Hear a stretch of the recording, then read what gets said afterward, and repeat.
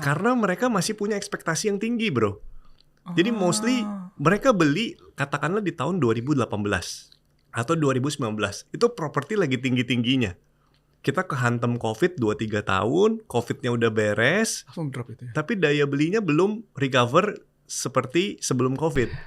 Ciri-ciri apa sih yang biasa Grow lakukan untuk menseleksi developer itu? Jadi ini bisa dipatokan buat teman-teman yang cari saham. Oh, developernya seperti ini, seperti ini gitu. Kayak gimana, bro?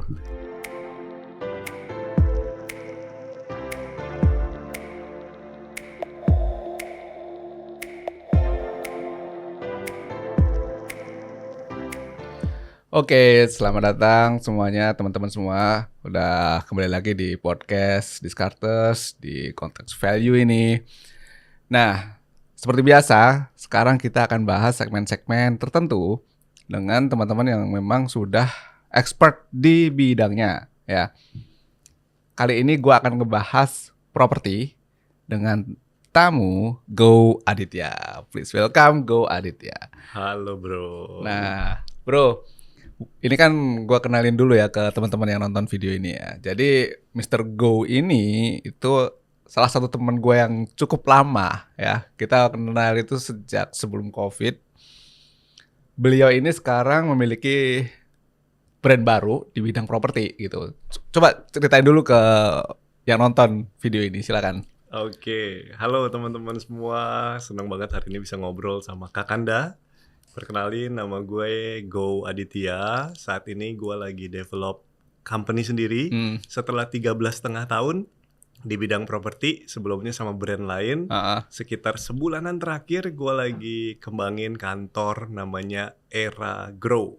Era Grow. Yes. Oke, itu berarti company untuk jual beli properti ya, bro ya? Betul, brokerage. Brokerage. Ya, property. Lokasinya di? Lokasinya di Puri Indah, Jakarta Barat. Puri Indah, Jakarta Barat. Dengan range berapa, bro? Perlu disebut di sini? Boleh. Di range berapa properti yang lo jual? Kalau untuk area Puri sendiri mungkin starting 3 M-an ke atas, tapi actually kita juga masih garap di area sekitar sana. Yang kisaran 2 M-an something juga masih, dan rent juga. Rent juga. Rumah, ruko, apartemen, tanah dan lain sebagainya kita develop. Oh, ada ruko, berarti most likely lo kasih rent juga ke teman-teman yang buka usaha juga ya? Betul. Betul. Jadi teman-teman nanti kita akan kupas lebih dalam soal apa yang dijual sama kawan gua ini ya. Tapi sebelumnya kita akan membahas tentang properti. Jadi gini, bro, ya. Properti itu kan sekarang menurut gua masih salah satu topik yang fundamental untuk dibahas sama orang. Yes. Karena kita di negara Indonesia ini kan sandang pangan papan itu masih menjadi 3 kategori utama ya. Meskipun pada perkembangannya harusnya masuk pendidikan, harus masuk yang lain gitu kan. Tapi sebelum jauh, ternyata masih banyak kebutuhan untuk tinggal, ya kan? Baik dalam rumah untuk disewa maupun rumah untuk dibeli gitu kan. Jadi sedikit cerita, saat ini itu backlog di Indonesia untuk properti itu kita cari datanya ya, karena kita memang di company yang spesifik di data. Kita menemukan bahwa backlog di Indonesia itu masih gede, masih jutaan. Yes. Ya. Nah, gue mau tahu nih pendapat dari Go ini terkait sama sebetulnya yang cari rumah ke tempatnya Go itu trennya itu seperti apa saat ini? Apakah memang makin naik atau tidak? Kita dalam konteks cari rumah dulu nih, belum melakukan transaksi gitu. Yes. Yang tanya dulu gitu. Yes. Silakan Go. Oke, data ini menarik banget ya. Backlog di Indonesia 2024 9,9 juta kurang lebih. Tentunya based on data ini makanya pemerintah bekerja keras gitu kan. Dengan bikin kebijakan-kebijakan yang hopefully bisa solve the problems. Salah satunya yang 3 juta rumah itu. Itu salah satu indikator dari pemerintah yang responsif terhadap masalah yang ada. Pertanyaannya di lapangan seperti apa? Betul. Nah, ini menarik banget nih. Karena yang penting kan di lapangan nih. Prakteknya seperti apa nih? Betul. Nah, gua sendiri kan baru tergabung dengan Era Indonesia. Jadi Era Indonesia itu company yang bergerak di bidang pemasaran properti yang juga sudah listed di Bursa Efek. Nah, beberapa hari yang lalu itu baru aja our CEO di interview sama CNBC dan bahas tentang market outlook tentang properti ini. Oke. Jadi dibahas juga data ini. Yang menarik adalah dari tahun 2022-2023 sampai sekarang itu ternyata trennya agak sedikit bergeser bro di lapangan. Maksudnya gimana bergeser? Bergeser tuh begini. Jadi kalau dulu 70% itu transaksi yang terjadi itu jual beli. Oke. 30% itu sewa menyewa. Oke. Nah, sekarang itu agak bergeser 70% sewa menyewa. 30% jual beli. Oke, Nah. itu dengan range harga properti yang berapapun gitu ya. Tapi secara global Yes. yang dulunya 70% itu adalah jual beli menjadi 70% menjadi sewa menyewa. Betul. Oke, terus Jadi behaviornya itu agak sedikit berubah nih.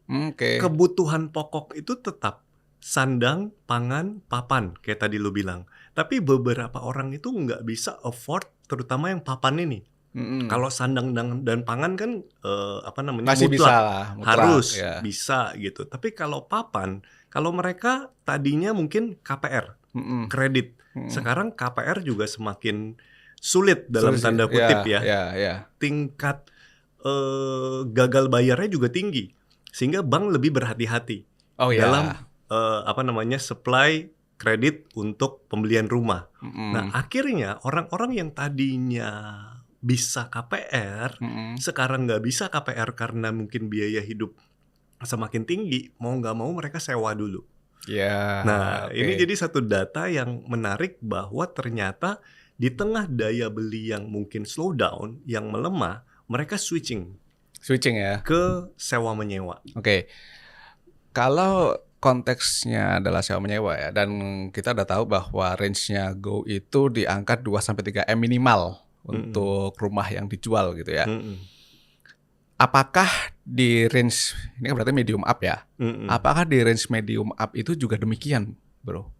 Iya, terutama kalau kita ngomong kelas menengah. Oke. Kelas menengah. Jadi memang trennya itu agak berubah karena behavior orang itu juga berubah.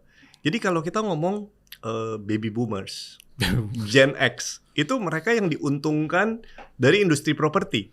Karena sudah punya duluan. Karena sudah punya duluan dan zaman dulu beli properti apapun itu pasti untung. Zaman dulu yes. Pilihannya nggak banyak. Dan tingkat kenaikan propertinya itu signifikan sekali. Zaman dulu ya. Zaman dulu. Dan mereka mungkin biaya hidupnya nggak sebesar sekarang, sehingga savingnya gede dan ujung-ujungnya kalau nggak ke emas, mereka ke properti. Iya. Zaman sekarang opsinya lebih banyak. Terlalu banyak kadang. Terlalu banyak. Kripto, saham dan lain sebagainya. Dan millennials itu ada beberapa yang diuntungkan dengan punya properti dari orang tuanya.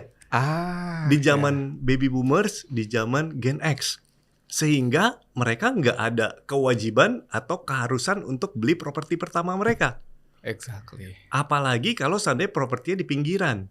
Sedangkan kesibukan mereka di pusat kota, kerjaan mereka mobilitasnya tinggi dan lain sebagainya gitu. Itu benar sekali karena kemarin gue sempat meeting ya di Jakarta. Terus gue ketemu sama partner gue. Kebetulan partner gue ini termasuk muda ya, usia 30 awal. Terus dia bilang gini ke gue, Kak, di usiaku sekarang teman-temanku itu mereka memang sudah tidak sewa properti. Mereka punya properti sendiri. Tetapi itu dibelikan sama papi maminya. Yes. Jadi di Jakarta kemarin kebetulan kita bahas area PIK sama area Jakarta Barat. Terus tren seperti itu lumayan ada gitu. Karena betul seperti yang lu bilang tadi bahwa baby boomers atau orang tua kita yang mampu itu memberi keuntungan terhadap orang-orang muda sekarang karena dengan gaji yang sekarang mereka dapat most likely akan susah untuk punya. Yes. Ya kan? Dan itu membuat orang-orang untuk ntar dulu deh belinya. Dan standar hidup itu kan susah turun. Betul. Ya kan? Betul. Jadi kalau sama orang tuanya sudah di rumah yang enak, aksesnya bagus, kecil kemungkinan dia mau beli rumah yang jauh. Iya. Ya kan? Itu problemnya. Betul. Oke bro, thank you untuk insight soal ini. Kemudian gue mau tanya nih, properti itu memang di area gue itu kan di angka 3M sampai ke atas. Tapi gue mau tanya secara sedikit global ya. Yes. Karena gue yakin gue memiliki pemahaman soal ini. Properti kalau mau dicari yang murah pun sebetulnya ada gitu kan. Betul. Minusnya adalah jauh ya kan, atau misalnya ya ala kadarnya, sangat ala kadarnya. Untuk area Jakarta ya, ini konteks kita adalah Jakarta ya teman-teman ya. Nah, yang gue temui di lapangan itu, apakah memang demikian semakin murah rumah maka akan semakin mudah laku, atau kayaknya enggak deh kalau untuk properti itu. Ada range-nya tertentu, ada standarnya tertentu yang mereka nggak bisa turun.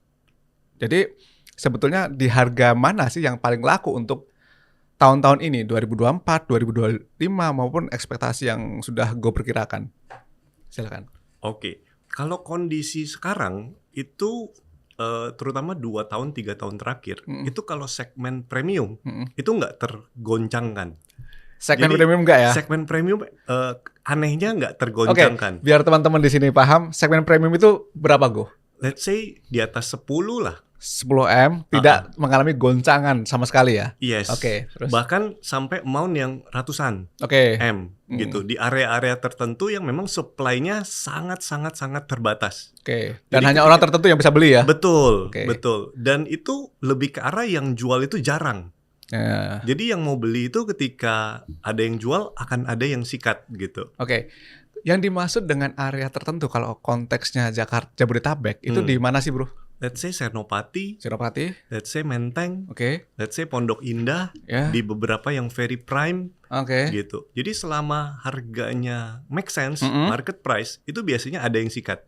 Sudah ada standby buyer-nya. Sudah ada ya? Sudah ada Jadi- yang memang ngincer. Jadi standby buyer itu tidak hanya ada di saham dan obligasi, guys. Ada di properti juga ya, standby buyer-nya. Oke, terus Bro. Dan mereka beli ya tadi itu either untuk anaknya, either untuk orang tuanya. Ada beberapa yang bahkan beli untuk orang tua, beli untuk mertua gitu. Oke. Jadi lebih ke arah fase hidupnya itu udah pilihannya itu udah banyak. Dia lebih leluasa untuk memilih. Sehingga ketika di amount penghasilan tertentu atau fase hidup tertentu dia bisa beliin buat orang tuanya. Aktualisasi dirinya itu lebih ke membahagiakan keluarga dan lain sebagainya. Itu mungkin buat orang-orang yang di area 0,1% Indonesia ya. Betul, Oke. betul. Kalau saat ini berarti kan itu kan memang supply and supply-nya sangat terbatas ya. Iya, Supply-nya iya. sangat terbatas. Di luar itu kalau untuk yang level bawah dan medium up itu seperti apa? Oke, di konteks yang lain itu kita bicara tentang pembelian rumah pertama. Jadi kalau orang yang beli untuk pakai sendiri itu tetap ada marketnya. Penjualan tetap terjadi. Oke, Jadi- karena dia untuk dipakai sendiri ya. Betul. Either misalkan baru married atau dia mau upgrade. Nah, itu biasanya mereka tetap beli. Nah, biasanya itu mulai geser ke area berkembang. Yang tadi katakanlah BSD, kota-kota satelit, kota-kota penghubung yang sebenarnya secara infrastruktur dan fasilitas itu nggak kalah sama Jakarta. Bahkan lebih enak. Kayak sekarang kalau di utara itu ngarahnya ke PIK 2, Ya. Gading dan lain sebagainya, itu penjualan tetap terjadi. Tapi balik lagi end user ya. End user. Mereka yang beli untuk pakai sendiri. Oke. Biasanya seperti itu. Itu tetap ada. Demand-nya tuh lebih banyak mana sih posisi sekarang? Kalau gua inget itu tahun 2020-an itu di area BSDE, sorry, itu nama sahamnya. Area BSD, terus area Sumarekon. Itu kan tahun 2019, 2020 itu kan banyak banget ya demand di situ. Bahkan sebelumnya gitu kan. Cuman yang gua tahu setelah tahun-tahun 2022 setelah Covid, mulai tuh demand dari peak gede banget, ya kan? Jadi ada pergeseran demand yang gua lihat gitu. Pertanyaannya adalah kalau sekarang itu apakah demand di peak maupun demand di BSD itu masih sama-sama tinggi, Bro? Nah, Lebih ke arah supply-nya yang banyak sekarang, bro. Oh gitu. Sekarang supply-nya banyak banget ya. Yes, karena kan land bank-nya masih sangat besar Dan kan. harus diselesaikan. Dan harus diselesaikan dan harus terus dikembangkan. Oh betul, it makes Gitu. sense, makes sense. Jadi- It's very makes sense. Jadi supply-nya semakin banyak. Nah, secondary market atau pasar sekunder ini yang tergantung dari si penjualnya. Jadi ada beberapa yang dalam tanda kutip beli buat invest atau berubah plan. Tadinya beli untuk rumah kedua, tapi nggak jadi ditinggalin, nggak jadi buat anaknya, mau nggak mau mereka jual. Nah, di area-area seperti inilah yang biasanya terjadi transaksi. Oke. Tapi menurut gua kalau untuk ini pandangan gua ya bro ya, tolong dikoreksi nanti kalau misalnya ada yang perlu diperbaiki. Beli rumah yang untuk invest terutama di area-area misalnya yang baru berkembang gitu ya, untuk saat ini cenderung mengalami penurunan dibandingkan dengan pembelian rumah yang pertama tadi. Betul kayak itu nggak ya? Yes. Betul ya? Kalau buat invest ya. Oke, berarti kita bisa mengambil kesimpulan bahwa beli rumah untuk investment itu turun, tetapi beli rumah untuk pertama itu masih terjaga Betul. gitu ya. Betul.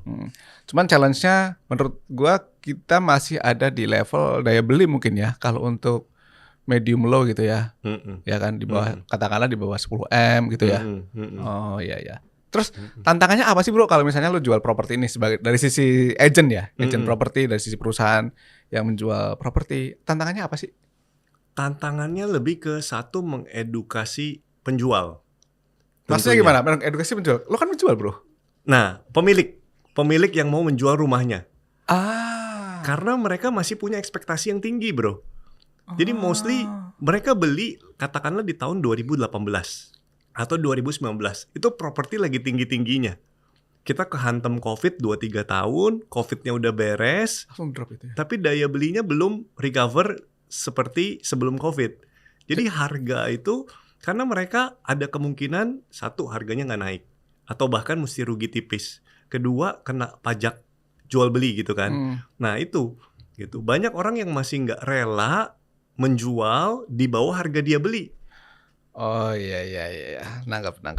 Gitu. Ya, jadi ketika 2018-19 itu harganya tinggi ya, peak, terus mengalami penurunan signifikan, sudah rebound tapi belum bounce back seperti harga semula, orang-orang masih enggan Yes. kalau jual di harga segitu. Betul. Maunya profit Maunya profit. karena terbawa stigma lama. Yes. Gitu ya? Properti pasti naik. Properti Rumah pasti pasti naik dan lain sebagainya. Ya, tetapi pada kenyataannya masih perlu waktu. Betul. Nggak bisa secepat itu ya. Betul. Oke. Nah, kalau konteksnya yang ini kita dalamin sedikit bisnis yang lu punya gitu ya, bro ya. Berarti kan lo kan saat ini itu kan membantu orang-orang untuk menjual rumahnya kan gitu kan. Nah, ini biar jadi insight juga buat teman-teman yang di sini. Itu prosesnya gimana sih? Apakah lo yang jual lo minta foto-fotonya terus nanti berapa lama juga sampai akhirnya serah terima dan lain sebagainya itu kira-kira gimana sih? Gue penasaran aja kalau dari sisi bisnis agent gitu. Oke.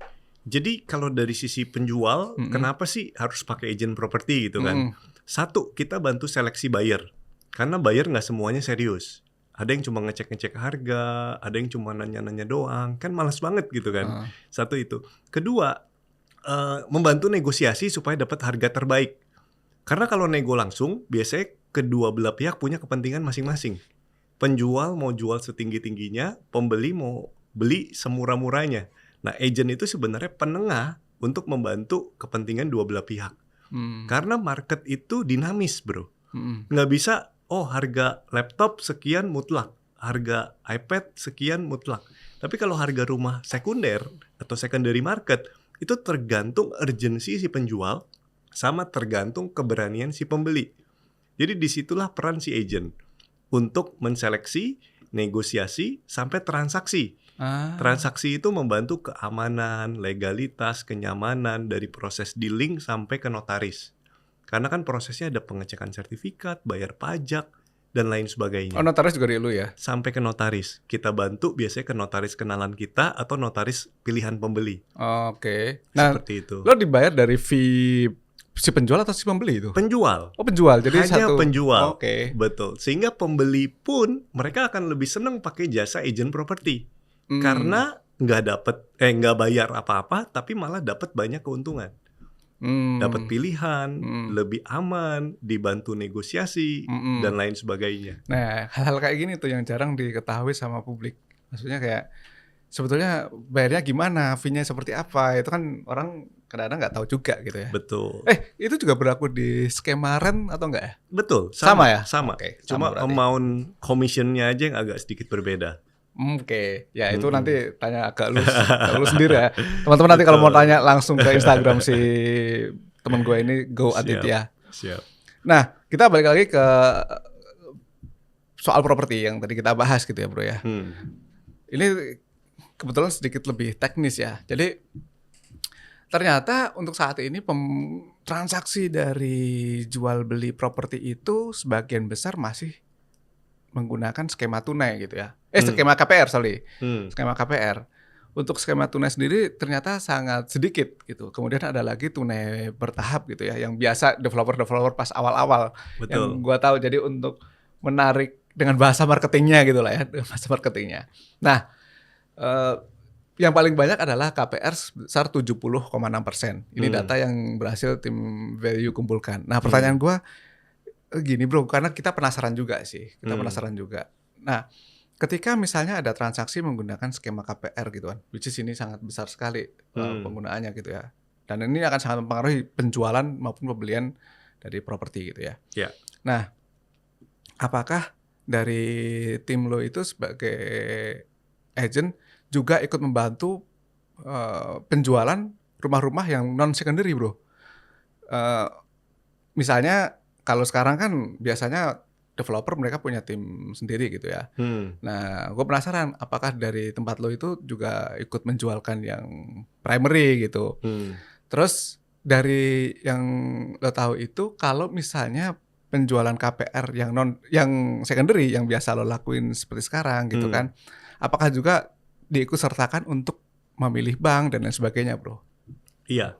Jadi kalau primary, ya kita juga bisa bantu. Oh gitu. Kita juga bisa bantu. Berarti kerjasama dengan developer gitu ya? Betul. Oke. Kita kerjasama dengan banyak developer, tapi lebih ke arah justru kita yang menseleksi developer. Karena kan yang bandel atau enggak? Iya. Karena kan kita long term ya, sedangkan primary project itu kan masih inden.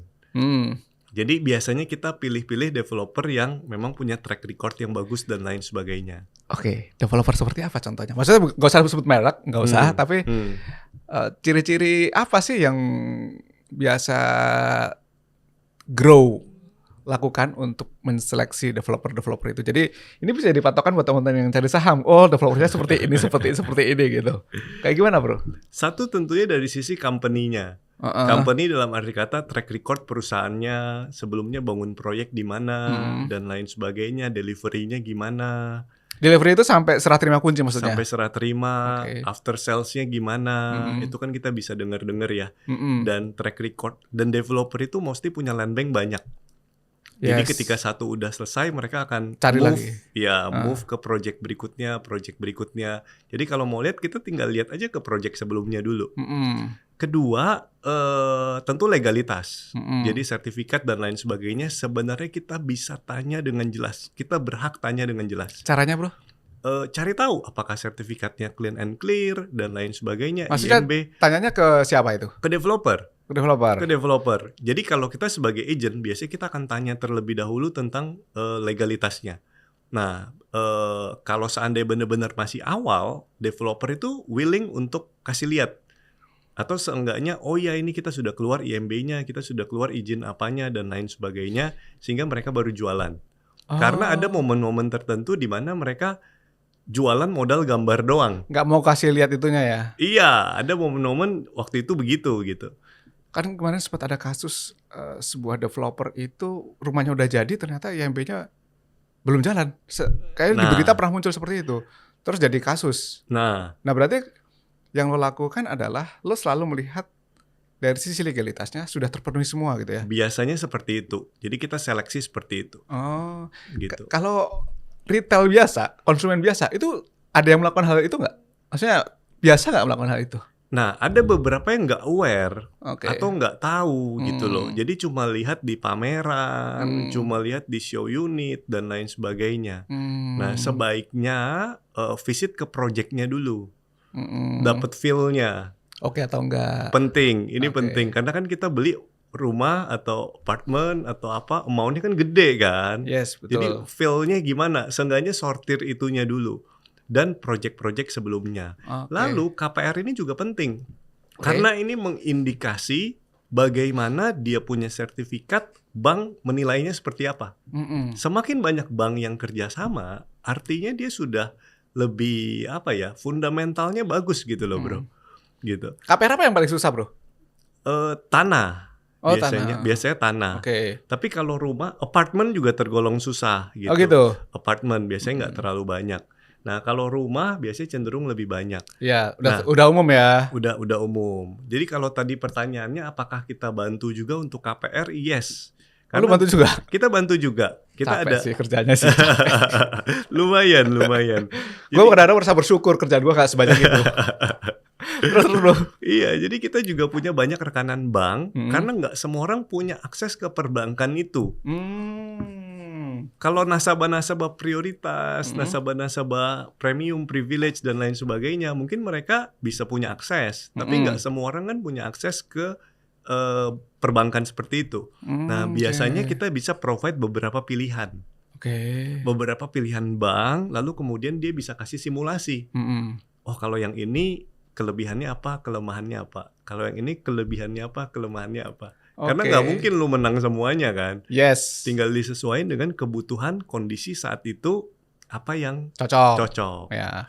Gitu. Balik lagi akan cocok-cocokan ya. Bener. Udah kayak pilih pasangan sih. Jodoh-jodohan makanya katanya kalau rumah. Yoi.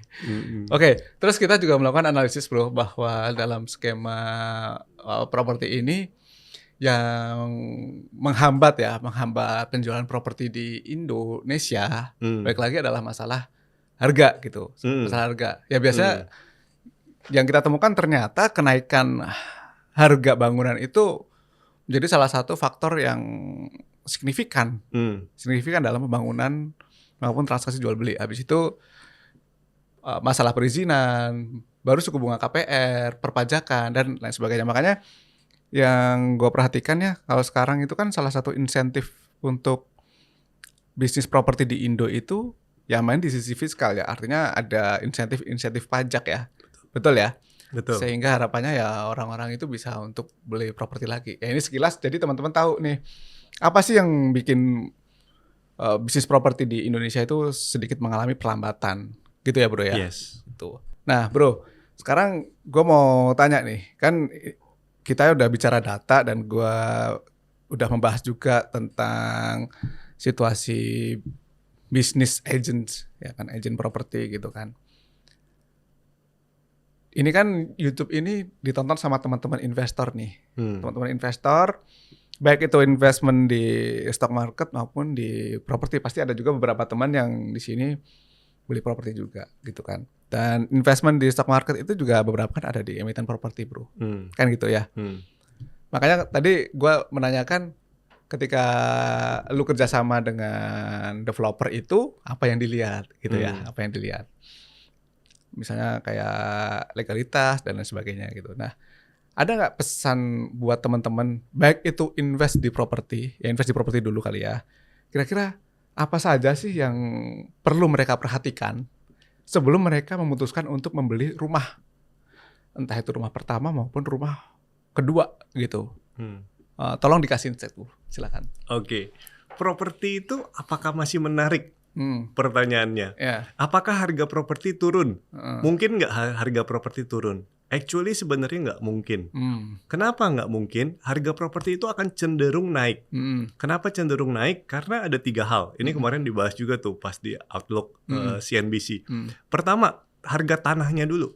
Harga tanahnya itu jumlahnya terbatas, apalagi di Jakarta. Jadi cenderung sulit untuk harganya turun. Kedua, UMR. UMR juga nggak mungkin turun, pemerintah gitu kan, menurunkan UMR. Yang ketiga adalah harga bahan baku tadi itu. Semen harganya fluktuatif, cenderung naik. Besi harganya juga cenderung naik. Sehingga project-project developer, primary, itu kemungkinan besar akan terus naik. Yang mungkin turun adalah secondary market. Kalau orang-orang kepepet. Gitu. Tapi kalau jangka panjang, properti itu masih menjadi instrumen yang menarik, terutama di fase hidup tertentu ketika kita sudah punya banyak pilihan. Orang mostly akan balik ke properti. Either untuk dia beli buat dirinya sendiri, aktualisasi pilihan hidup yang lebih nyaman, atau buat orang terdekatnya, atau buat safe haven-nya, beli properti. Pertanyaannya properti seperti apa yang masih menarik? Nah, area itu tetap menjadi kunci sih bro. Oh gitu. Area-area tertentu itu malah harganya masih tetap dicari orang dan harga terus naik setelah COVID. Contohnya paling deket di area deket kantor gua. Di mana tuh? Puri Permata Buana, Jakarta Barat. Itu entah kenapa harganya malah naik setelah COVID. Mungkin gara-gara pengen tetangga nama lu bro. Oke terus. Karena gini loh, COVID bikin kita lebih aware sama kesehatan. Area-area yang hijau, area-area yang jalannya besar, komplek perumahan, itu orang cenderung masih tetap jadi opsi pertama gitu. Dan lahannya itu terbatas di sana. Jadi mau nggak mau tetap peminatnya itu terus banyak. Senopati, Pondok Indah, Menteng, dan lain sebagainya. Nanti at the end of the day yang akan ngejaga harga properti itu adalah lingkungan ya. Yes. Lingkungan yang terjaga kualitinya, maka otomatis harganya terjaga dan cenderung naik ya. Betul. Oke. Betul. Selain itu gudang bro. Gudang. Pergudangan itu sekarang jadi salah satu pilihan yang menarik, terutama nilai sewanya. Oke. Ada di momen tertentu dulu office space dan apartemen menarik banget buat investasi. Tapi sekarang cenderung geser ke gudang sama ke villa-villa yang bisa disewa harian. Oh, berapa sih kalau untuk let's say untuk bangun gudang gitu? Nah, gudang itu yang menarik itu yang luasnya sedang. Jadi nggak terlalu besar, tapi di komplek pergudangan. Tidak sedang itu ukurannya berapa? Katakanlah misalkan 12 kali 33 berarti 300-400 meter, gudang-gudang kecil 400 meteran lah ya. 400 meteran. Ya. Nah itu biasanya startup atau UMKM, itu mereka yang butuh logistik, mereka ambilnya sewa yang seperti itu dulu. Dan karena di mana areanya biasanya bro? Di Pulau Gadung katakanlah masih deket, atau Dan Mogot, atau PIK 2 juga mereka develop gudang. Berapa sih sewa di sana? Sekitar 400 meter kayak gitu? Ada yang 300-an juta setahunnya. Ada yang kemarin 600-700 meter 2 unit gudang lama bisa kesewa 500-600 juta. Di mana itu? Di Pulau Gadung. Pulau Gadung, oke. Pulau Gadung. Dan mereka cenderung sewanya long term. 5 tahun, 7 tahun, selain lapangan pedal ya. Itu another story lagi. Another story. Selain itu, jadi gudang itu karena bisnis walaupun slow down, tetap mereka punya target ekspansi bro. Iya, dan mereka harus ada tempat ya untuk naruh barang gitu kan. Betul. Dan mostly company itu jarang beli. Jarang. Ada beberapa yang beli, tapi sebagian lebih seneng tuh sewa. Kayaknya yang beli pun big company kali ya. Betul. Kalau untuk yang perintis-perintis gitu, gua rasa juga masih pada sewa sih. Iya, dan apalagi yang mereka perkembangannya lagi agresif-agresifnya, lagi bagus-bagusnya, itu mostly mereka prefer sewa, tapi banyak jumlahnya. Banyak, ya, biar bisa nampung banyak. Nah, ya kan. Kalau beli kan cuma bisa di satu tempat. Betul. Ya kan, kelok juga di situ kan. Betul. Tapi this is very good idea ya, ketika jarang juga orang yang bahas soal pergudangan ini kan. Gudang berarti sekitar 400 meter persegi bisa disewakan dengan rate 300 jutaan ya. Yes. Tergantung lokasi lah ya. Tergantung lokasi. Yang penting dekat dengan kawasan industri mungkin. Betul. Betul. Gitu. Oke. Nah bro, itu juga lo tangan itu, gudang itu? Kita tanganin juga. Oke. Kalau ada klien yang nitip ya. Jadi kita apa aja kita sikat bro. Oke. Ini mentality yang bagus nih, apa aja disikat, yang penting jadi duit. Ya kan? Yang penting halal dan jadi duit. Iya. Ya kan? Iya. Oke bro. Terima kasih banget ya sudah ngasih insight tentang properti ini ke para penonton di sini. Ke gue juga jadi beberapa hal tambahan yang gue tahu. Menambah insight gue juga. Terima kasih sekali. Thank you. Bro, Instagram lo apa? Biar nanti teman-teman bisa follow juga. Oh iya, boleh. Bisa di @goaditya. Nah, nanti teman-teman yang nanti mau lihat Instagramnya bisa ke @goaditya. Tanya-tanya soal properti silakan. Dan mudah-mudahan video kali ini bisa menjadi insight buat kalian semua dalam menentukan keputusan jual maupun beli properti. Oke, terima kasih semuanya. Sampai jumpa lagi di video selanjutnya. Bye-bye.